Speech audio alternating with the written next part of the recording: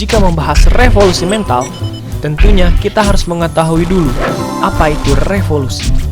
Revolusi biasanya identik dengan kekerasan, cara kasar, senjata, bom, sampai granat. Tetapi, pada kenyataannya, ketika kita ingin merevolusi mental kita, tidak menggunakan cara itu. Sebaliknya, harus dengan cara-cara yang lunak. Mengapa kita harus mengubah mental kita?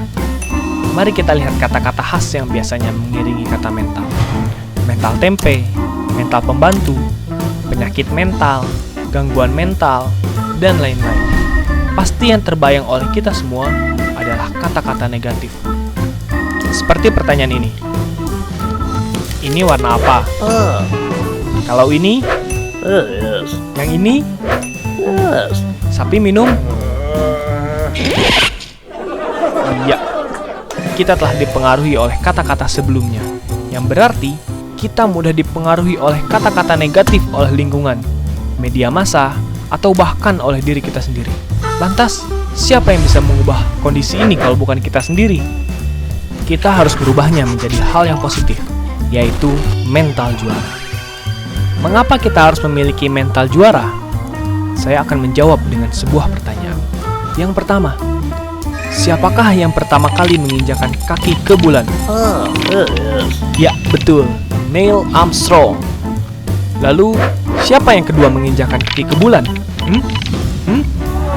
Anda perlu waktu untuk menjawabnya, atau bahkan Anda tidak tahu. Kenapa Anda tidak tahu? Kurang disorot media massa? Tidak populer? Tidak penting?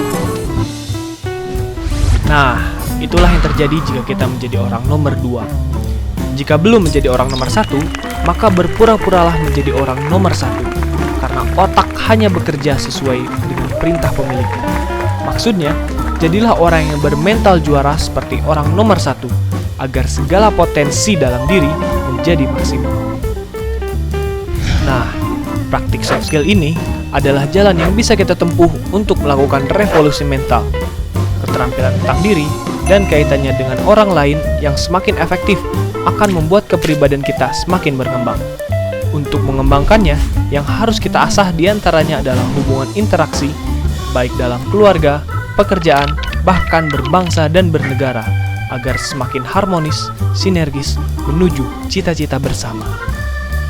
Langkah-langkahnya adalah: pertama, perkuat konsep diri. Dengan konsep diri yang kuat, maka kita akan memiliki bahan untuk menyusun goal setting atau tujuan hidup. Agar dapat mencapainya, kita perlu terampil agar diri kita selalu termotivasi. Motivasi ini perlu kita kontrol dengan terampil dalam mengendalikan emosi. Kepercayaan diri pun perlu kita asah, serta mampu berkomunikasi dengan efektif, empati, dan asertif. Dan juga dapat berelasi dengan baik dengan orang lain. Maka dengan soft skill yang tangguh, kita dapat mempraktikkan revolusi mental dengan bermakna dan nyata. Buku Revolusi Mental dalam Praktik Soft Skill. Buku ini menjadi tuntunan yang membawa pembaca menyelami kembali pengalaman hidupnya masing-masing. Langkah-langkah yang sistematis dan interaktif dalam buku ini menuntun pembaca untuk ikut menilai diri sendiri. Sehingga, buku ini menjadi panduan yang lengkap dan menarik dalam mengolah dan mengembangkan mental juara. Buku ini menjawab pertanyaan tentang siapa diri kita. Kita, dalam mengoreksi diri sendiri, harus terus-menerus berlatih. Karena latihan di buku ini merupakan miniatur dari realitas yang ada. Jika bangsa ini ingin berubah menjadi bangsa yang lebih baik, dan jika kita ingin menjadi pribadi yang lebih baik, baca buku ini.